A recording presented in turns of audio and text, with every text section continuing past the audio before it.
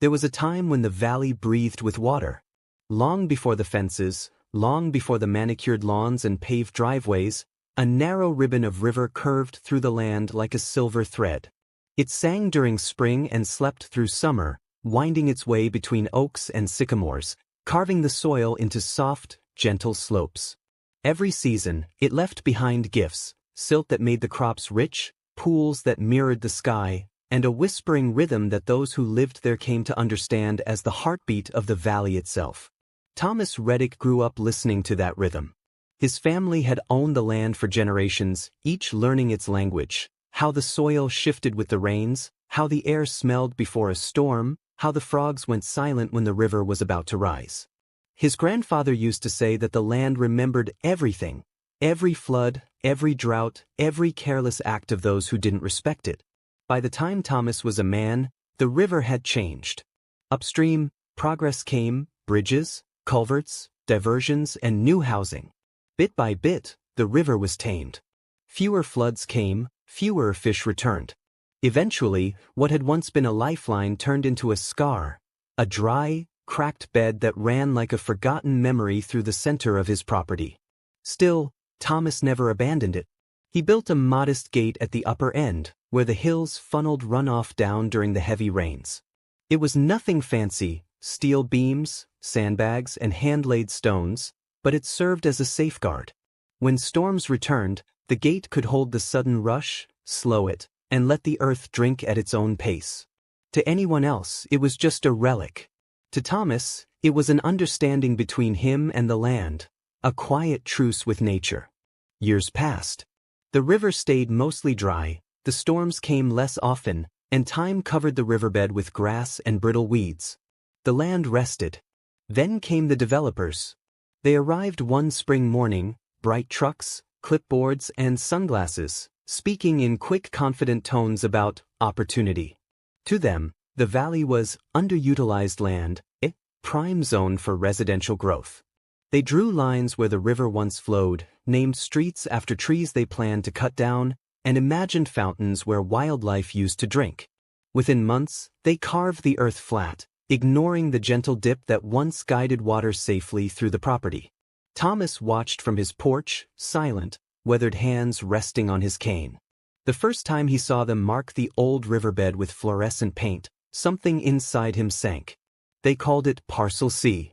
To him, it was sacred ground, the same place he had watched water carve its way through his boyhood summers. They never asked him anything. They bought the land just beyond his fence and built over what they called a natural swale.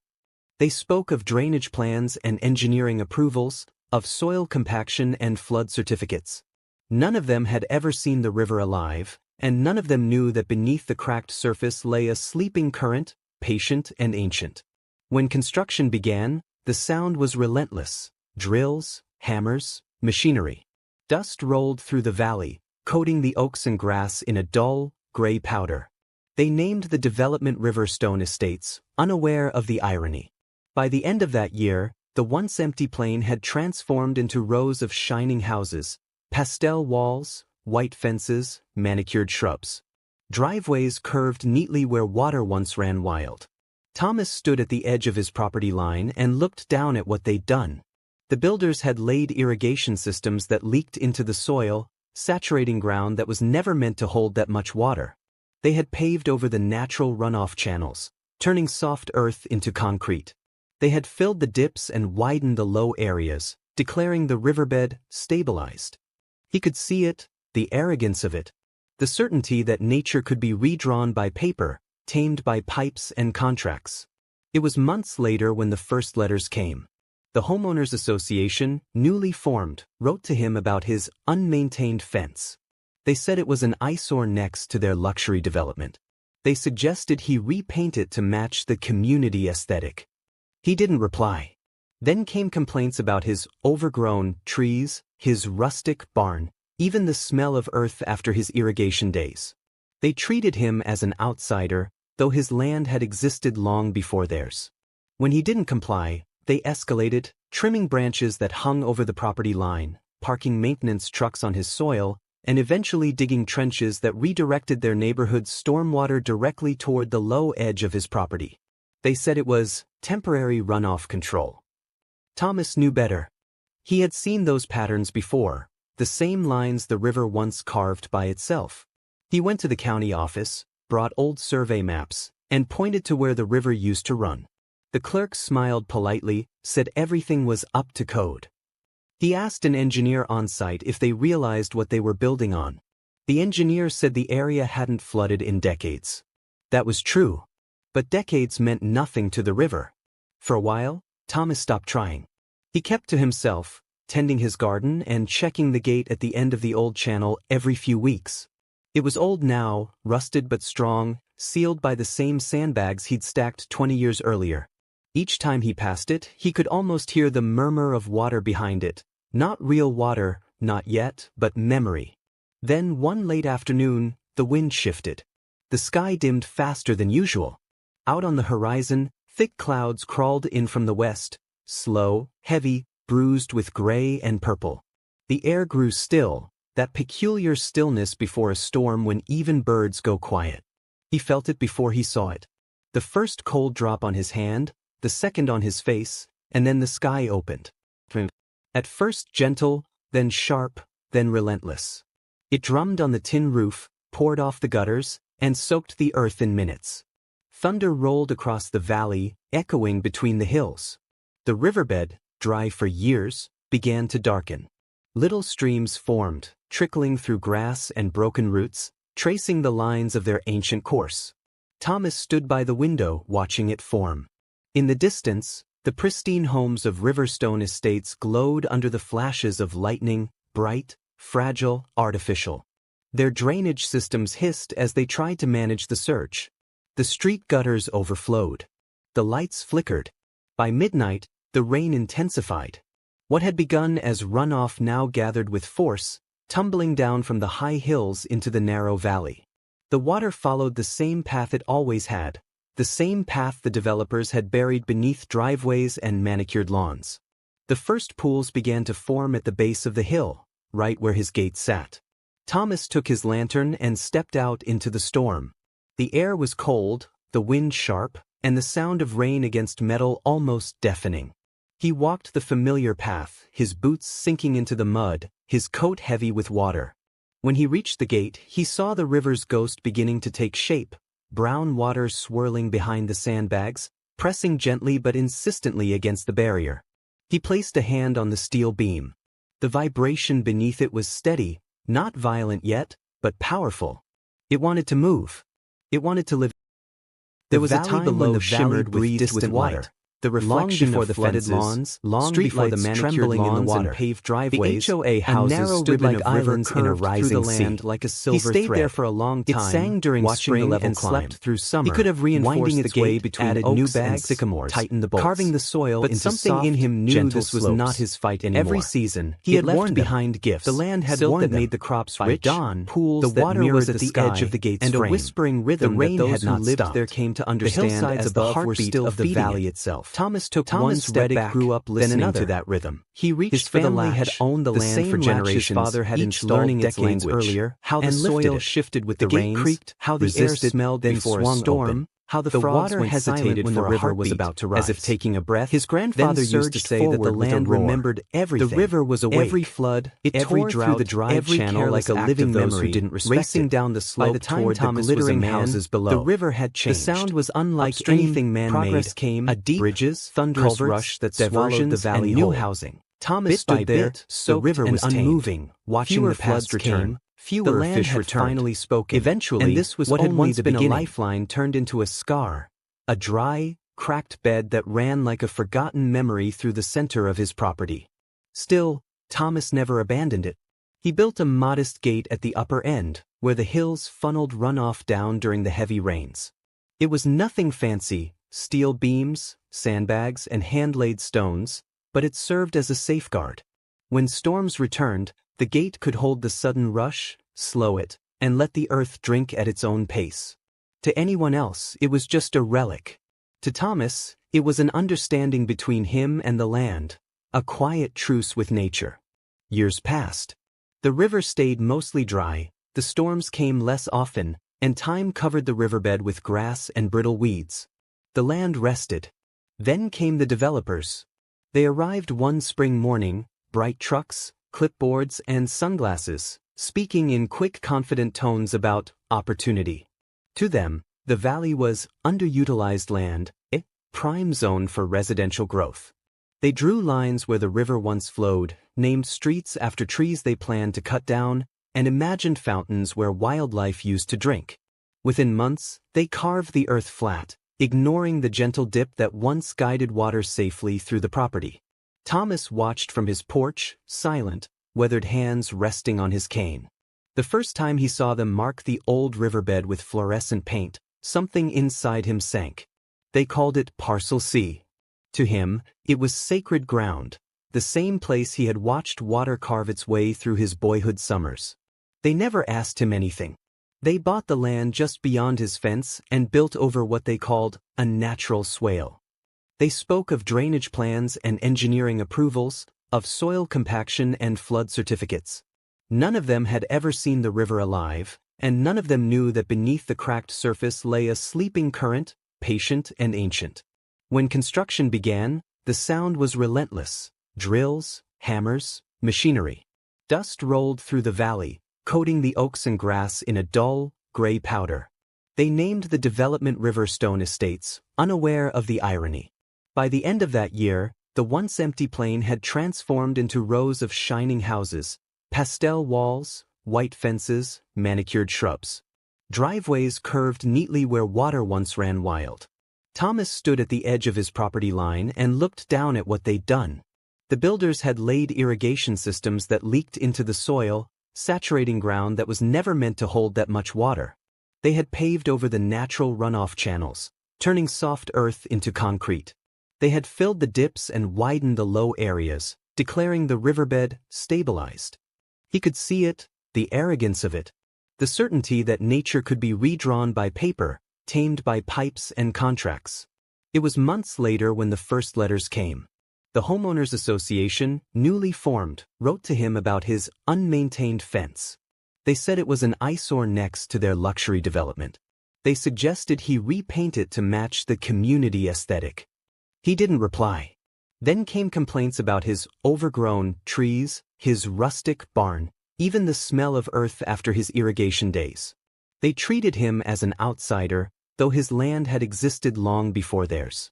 When he didn't comply, they escalated, trimming branches that hung over the property line, parking maintenance trucks on his soil, and eventually digging trenches that redirected their neighborhood's stormwater directly toward the low edge of his property. They said it was temporary runoff control. Thomas knew better. He had seen those patterns before, the same lines the river once carved by itself. He went to the county office, brought old survey maps, and pointed to where the river used to run. The clerk smiled politely, said everything was up to code. He asked an engineer on site if they realized what they were building on. The engineer said the area hadn't flooded in decades. That was true. But decades meant nothing to the river. For a while, Thomas stopped trying. He kept to himself, tending his garden and checking the gate at the end of the old channel every few weeks. It was old now, rusted but strong, sealed by the same sandbags he'd stacked 20 years earlier. Each time he passed it, he could almost hear the murmur of water behind it. Not real water, not yet, but memory. Then one late afternoon, the wind shifted. The sky dimmed faster than usual. Out on the horizon, thick clouds crawled in from the west, slow, heavy, bruised with gray and purple. The air grew still, that peculiar stillness before a storm when even birds go quiet. He felt it before he saw it. The first cold drop on his hand, the second on his face, and then the sky opened. At first gentle, then sharp, then relentless. It drummed on the tin roof, poured off the gutters, and soaked the earth in minutes. Thunder rolled across the valley, echoing between the hills. The riverbed, dry for years, began to darken. Little streams formed, trickling through grass and broken roots, tracing the lines of their ancient course. Thomas stood by the window watching it form. In the distance, the pristine homes of Riverstone Estates glowed under the flashes of lightning, bright, fragile, artificial. Their drainage systems hissed as they tried to manage the surge. The street gutters overflowed. The lights flickered. By midnight, the rain intensified. What had begun as runoff now gathered with force, tumbling down from the high hills into the narrow valley. The water followed the same path it always had, the same path the developers had buried beneath driveways and manicured lawns. The first pools began to form at the base of the hill, right where his gate sat. Thomas took his lantern and stepped out into the storm. The air was cold, the wind sharp, and the sound of rain against metal almost deafening. He walked the familiar path, his boots sinking into the mud, his coat heavy with water. When he reached the gate, he saw the river's ghost beginning to take shape, brown water swirling behind the sandbags, pressing gently but insistently against the barrier. He placed a hand on the steel beam. The vibration beneath it was steady, not violent yet, but powerful. It wanted to move. It wanted to live again. Morning came gray and heavy. The storm clouds had not yet passed, and the valley carried a damp silence, the kind that follows a night of fury. Mist clung to the hillsides, and the smell of wet earth rose thick into the air. The world looked cleansed but uneasy. Down below, Riverstone Estates was a mess. Driveways glistened with puddles. Yards that once looked like magazine covers were streaked with mud. Decorative fountains stood still, their water systems clogged with leaves and runoff. For the first time since its grand opening, the HOA's perfection cracked, not visibly at first, but in spirit. The homeowners stepped out that morning to find soggy lawns, overturned planters, and silt settled in patterns across their paved streets. It was not a disaster, at least not yet. But it was enough to remind them that nature had a way of slipping through even the tightest rules.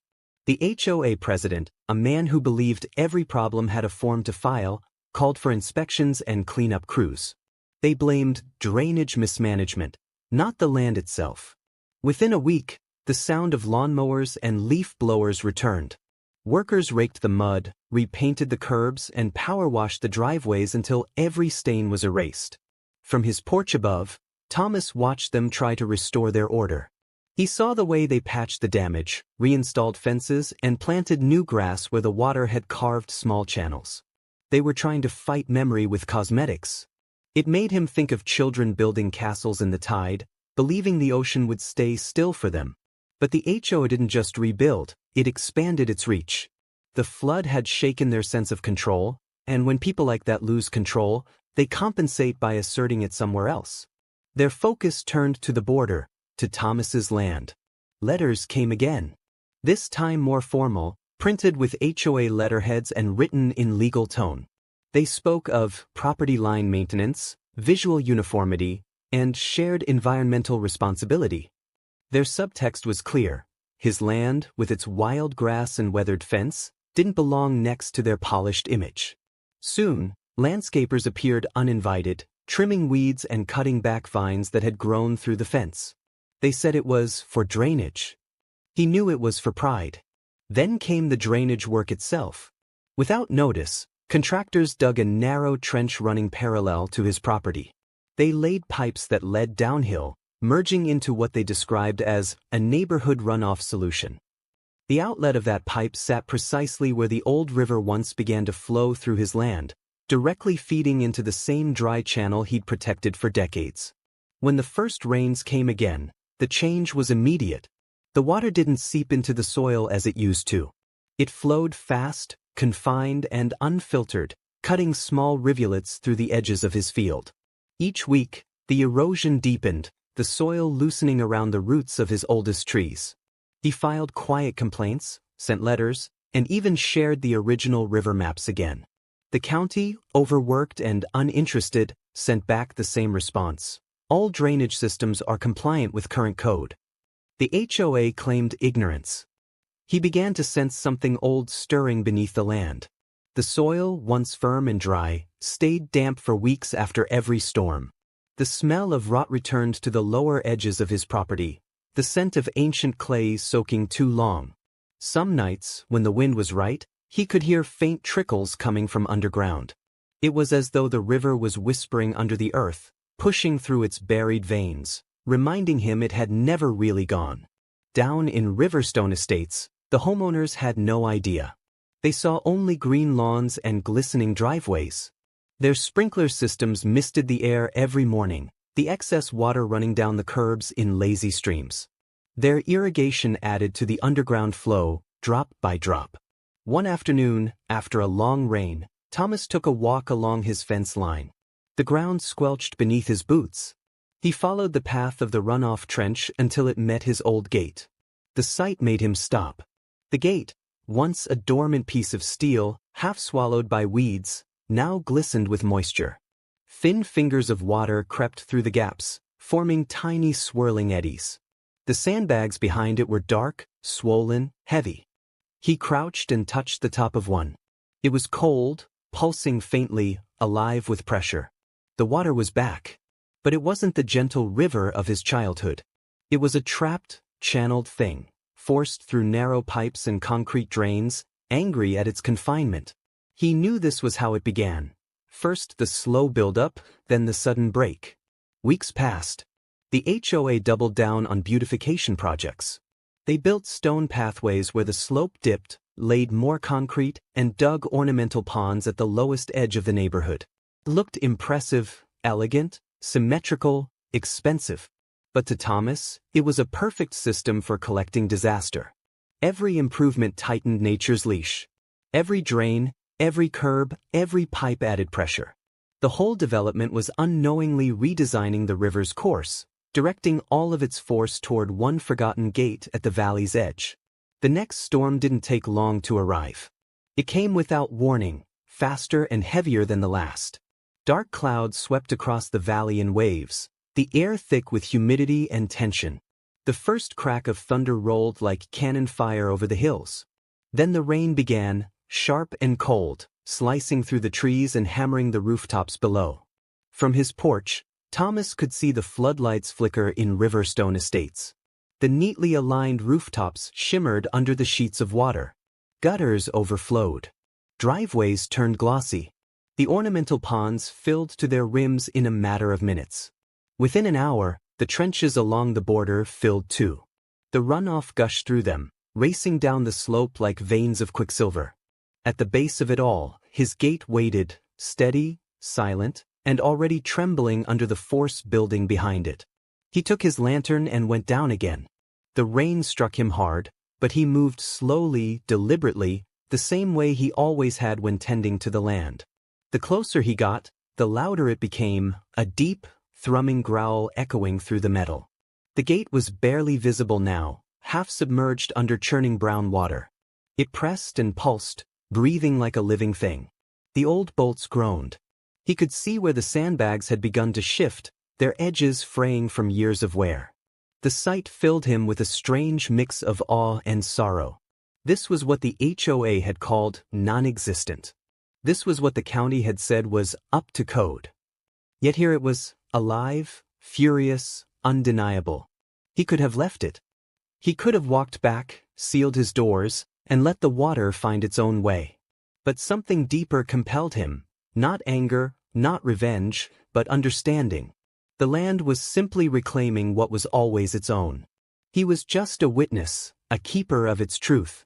As the rain thickened, lightning split the sky, illuminating the valley in stark flashes. He saw the rooftops below glimmering with reflection, the light bouncing off the water now creeping across the lawns. The HOA's perfect symmetry was breaking again. The water had nowhere left to go. Their drainage systems, built for shallow rain, were now fountains of chaos.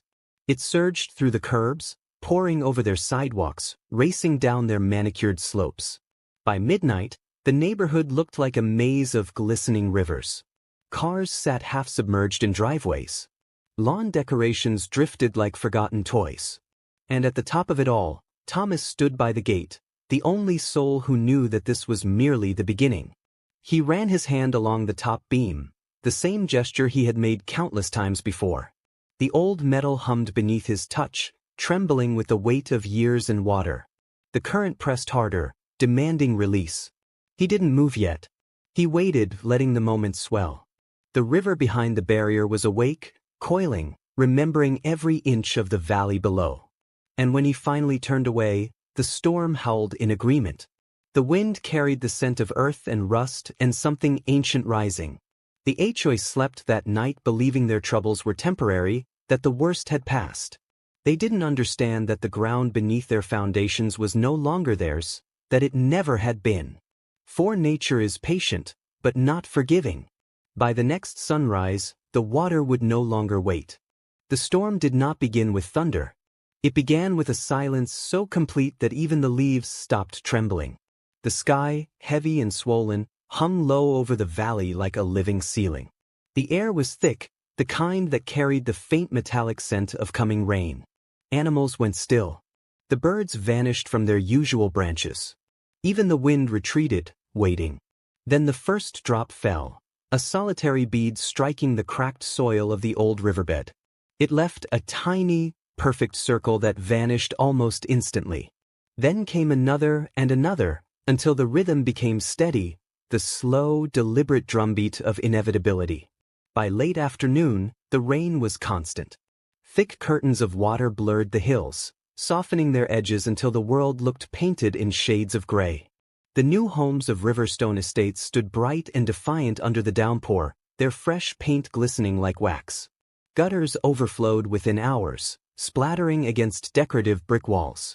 Inside those perfect homes, lights flickered. Sump pumps hummed quietly in basements that had never been tested. The HOA newsletter, printed just a week earlier, sat soggy on driveways, its glossy cover washed pale. Its headline read, "Riverstone, where nature meets modern living." But nature was not here to live alongside them. Nature was coming to reclaim. Up on the slope, Thomas stood under the awning of his shed, eyes fixed on the valley below. He had seen rain before, hundreds of storms in his lifetime, but this one carried a different weight. The water came faster than it could sink into the ground, streaming down the hillside in glimmering ribbons. It gathered around roots and fence posts, following invisible paths carved by generations of runoff. By dusk, those paths had merged into a single, pulsing flow that wound toward the old gate. The gate groaned softly under the growing pressure. Its steel joints flexed, the sound blending with the wind and rain. The sandbags that lined its base swelled darker, their fabric slick and heavy. Behind them, the valley's heartbeat grew louder, the collective surge of water returning to its ancient route. The homeowners below noticed puddles creeping up their lawns. Decorative stones sank slightly into the softening soil. Water pooled at the edges of driveways, swirling around the tires of parked cars. But they told themselves it was temporary. Modern engineering would handle it.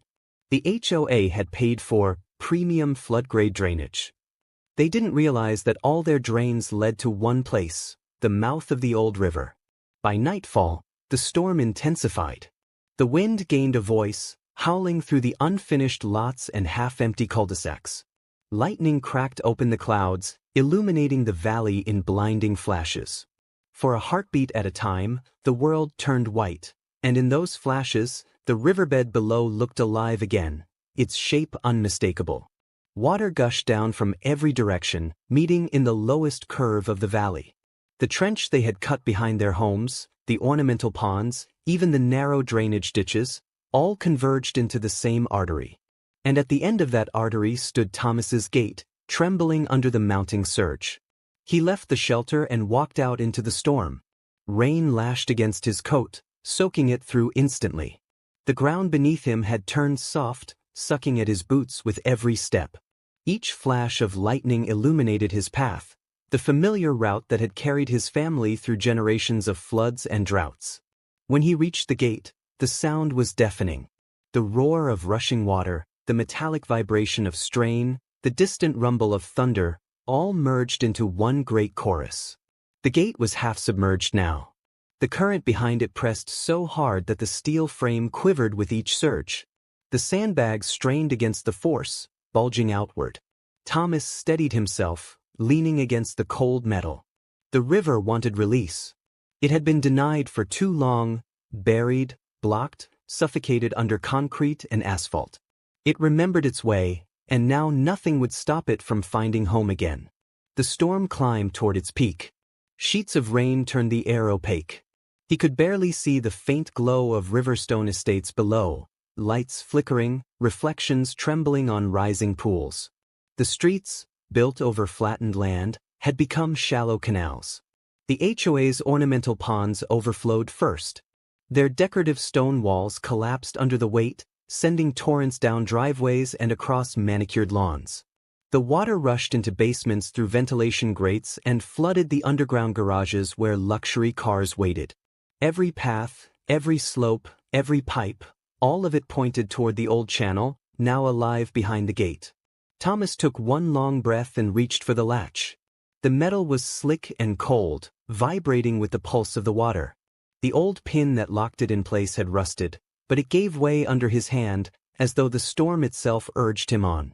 For a heartbeat, everything stilled, the world holding its breath. Then, with a deep metallic groan, the gate swung open. The release was instant. A wall of brown water burst through the opening, roaring into the valley like a beast finally freed. It tore through the brush, carving through the soft ground, gathering speed and depth with every yard. The sound was immense, a rushing, rolling thunder that drowned out everything else. Down below, the first wave struck the edge of Riverstone estates. Lawns vanished in seconds. The white fences buckled. Decorative lights sparked and died as the surge climbed over flower beds and porches. Water swirled around vehicles, lifting them from their parked stillness and carrying them like driftwood. The carefully planned symmetry of the neighborhood collapsed under chaos. The water followed the lines of the streets, filling them like veins. It flowed exactly where the old river once had, reawakening its course with brutal precision. At the lowest point of the development stood the HOA president's home, the largest, proudest, built closest to what he once called the natural scenic slope. It was the first to fall. The river hit it with unstoppable force, shattering its foundation. Windows burst. Walls cracked.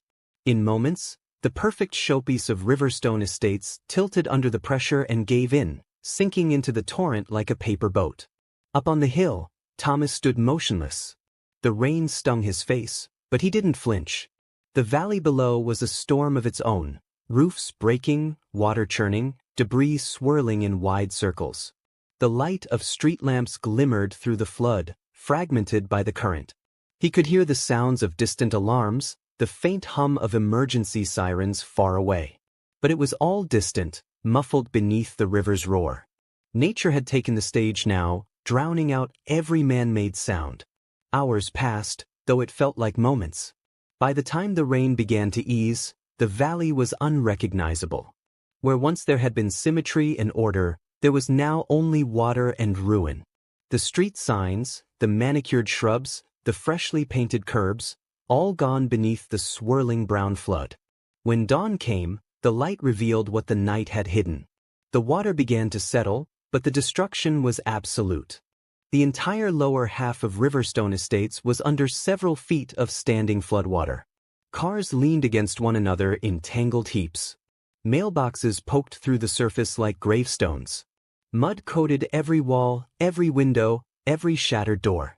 The HOA's grand entrance sign, Riverstone Estates, living with nature, lay broken and half-buried under a mound of wet earth. Thomas watched in silence from the ridge. The old river had found its way again. It flowed strong and true, exactly as it once had, cutting through the valley with renewed vigor. For the first time in decades, the sound of water filled the air, not the soft trickle of memory, but the full voice of a river alive. It was both beautiful and terrible. He turned away and began walking back toward his house. Behind him, the gate remained open, creaking faintly in the receding wind. The rain slowed to a drizzle, and the gray sky began to break into pale streaks of morning light. From up high, the valley looked peaceful again. The chaos was quieted, hidden beneath the sheen of water. But beneath that calm surface, everything had changed. The HOA's dream of order had drowned in the same river they had buried. Their kingdom of concrete and control was undone by the one thing they thought they had conquered, nature itself. And for Thomas, there was no joy, no triumph, no celebration. Only silence, deep, reverent silence. Because he knew this was never revenge. It was remembrance. The land was only taking back what it had been promised. As the clouds lifted, a faint golden light touched the surface of the new river. It shimmered gently, moving with purpose, as if bowing to the land that had held it for so long. The world looked clean again, but not the same. The river had returned, and it would not be forgotten again. And as the floodwaters began to settle, the reckoning began. Morning rose slowly over the valley, revealing what the storm had buried in the night. The air was heavy with the smell of wet earth and debris. Mist hung low over the water, curling through the broken rooftops and scattered fences. The once bright neighborhood of Riverstone Estates now looked like the ghost of a dream, silent, twisted, and half-submerged. The river had carved its way back through the land with surgical precision. Every contour it followed had existed long before surveyors or blueprints ever arrived.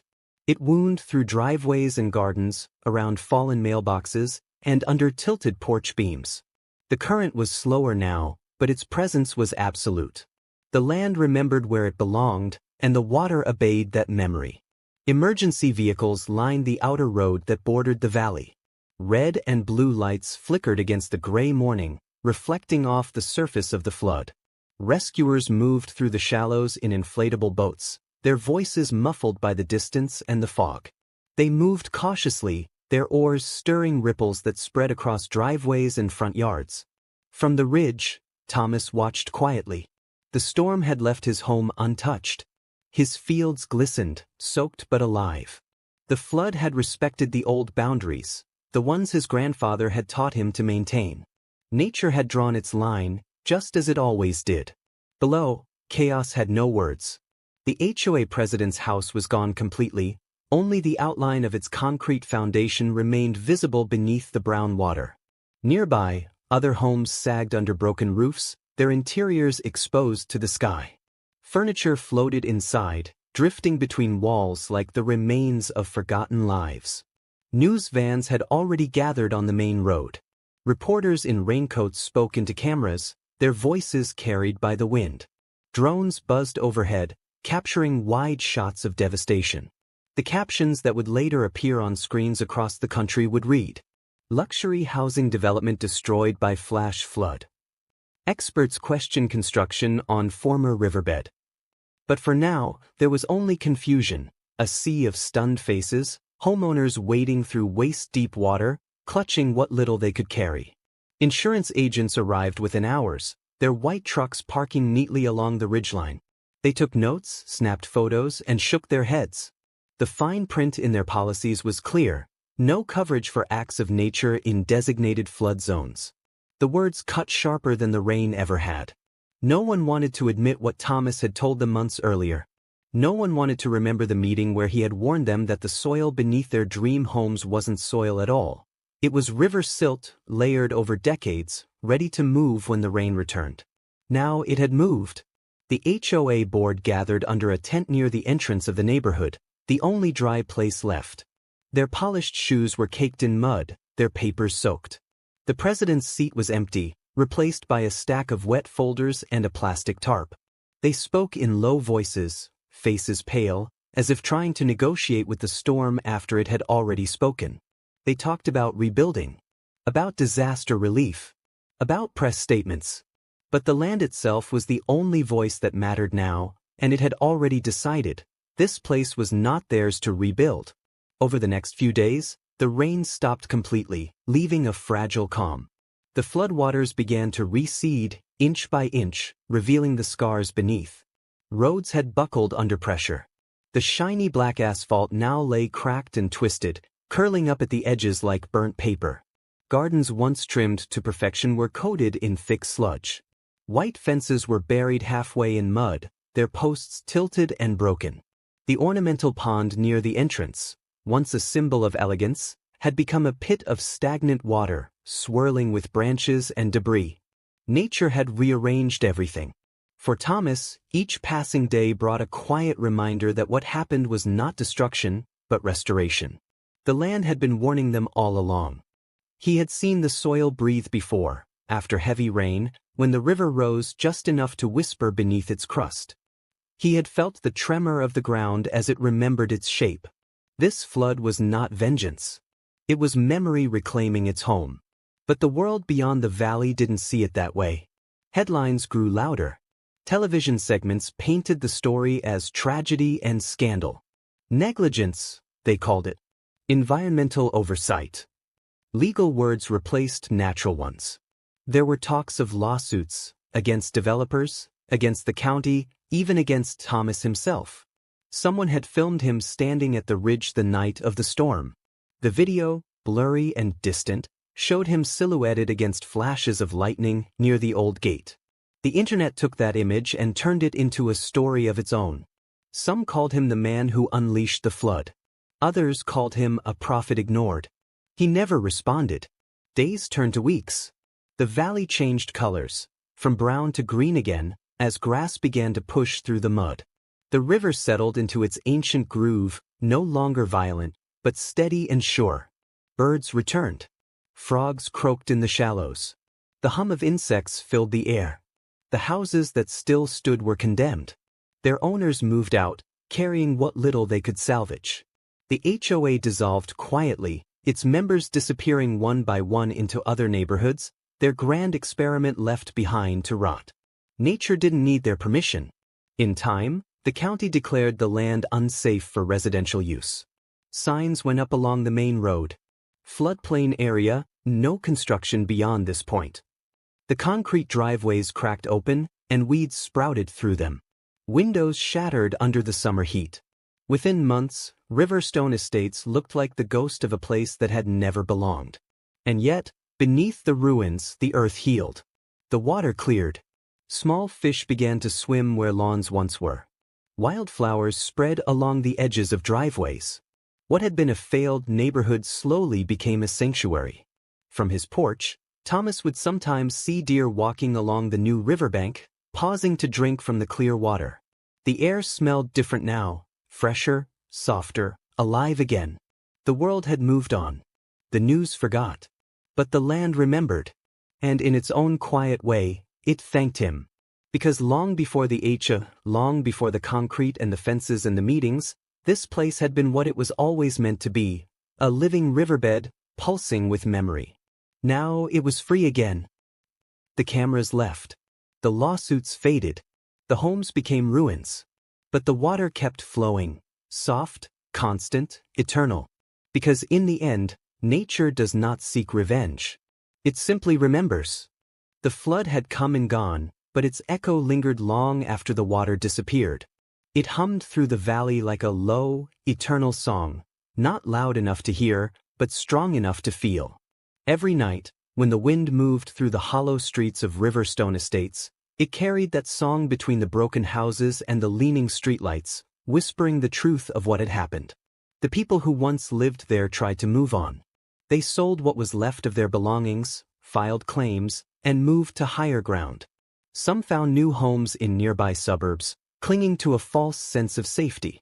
Others simply vanished from the county's records, their dreams of luxury washed away along with their mailboxes and garden stones. But the story of Riverstone did not leave with them. It stayed. It grew. It became legend. News reporters came back that summer, when the grass began to rise again. They filmed the cracked driveways being split by vines, the street signs rusting, the mailboxes half submerged in tall weeds. They called it the neighborhood that nature took back. Drone footage circled online, aerial views of ghostly cul-de-sacs now filled with water and wildflowers. Some saw beauty in it. Others saw tragedy. But Thomas saw truth. He had lived long enough to understand that the earth never forgets. For generations, his family had built their life on that slope, beside that gate, keeping the river's course open, not as a burden, but as a promise. A promise to respect what cannot be owned. And for a while, it seemed the world might finally understand that promise. Environmentalists called him a hero. Documentaries used his land as an example of natural reclamation. A few even asked to interview him, to make him the face of nature's quiet revenge. But Thomas refused them all. He didn't want to be the man who won against the HOA. He didn't believe there had been a victory. The flood had not been justice. It had been balance. What was taken had been returned, nothing more, nothing less. Still, Not everyone saw it that way. Months after the water receded, lawsuits began to arrive. Developers blamed him for tampering with protective barriers. Homeowners' lawyers accused him of negligent interference with drainage systems. They said he had intentionally caused the destruction by releasing stored water. They didn't understand that the water had never been stored. It had only been held back, patiently, quietly, waiting for its time. The hearings were long and cold. Lawyers spoke in polished tones about liability and compensation, showing charts and photographs. But nature doesn't care for courtrooms. It doesn't answer to law. Each argument collapsed under evidence older than any of them. Flood maps from 50 years ago, geological records, soil surveys, satellite data. Every piece of proof told the same story: this land had always been a floodplain. The HOA had built its paradise on borrowed ground. When the ruling finally came, the court dismissed the charges. Thomas was absolved of all responsibility. Yet victory felt hollow. He didn't celebrate. He didn't smile. Because as he left the courthouse, he realized something. The people who had tried to tame nature still didn't understand it. They thought the flood had been a freak event, a one-time punishment. They would build again somewhere else, as they always did, convinced that walls and money could hold back the wild. But nature was patient. Autumn came. The valley changed once more. The last of the condemned houses were torn down, their ruins gathered into piles of rubble and hauled away. The road signs were removed. The gates to the neighborhood, the proud iron arches that once welcomed homeowners, were cut down and carted off for scrap. All that remained were the roads, faint and cracked, leading nowhere. Over time, the county abandoned maintenance altogether. Grass took over the asphalt. Roots broke through the sidewalks. The floodplain was declared a restoration zone, and what was once Riverstone Estates became part of a rewilding project. Slowly, the land began to heal. Rain returned, softer this time. It filled the channels that the old river had carved, flowing gently along the same curve that Thomas's grandfather had once mapped.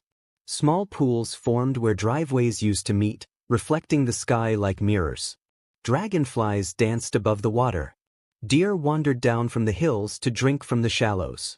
Birds built nests in the hollowed remains of chimneys. The ruins of Riverstone faded under moss and wild grass, their clean edges softened by time. Within 2 years, no trace of the HOA remained. The neighborhood had become a sanctuary, a living corridor of green and water. Locals began calling it the river's path. And at its highest point, on the ridge where Thomas's property stood, the old gate still hung open. Rusted, bent, but proud, a silent reminder of the night the river came home.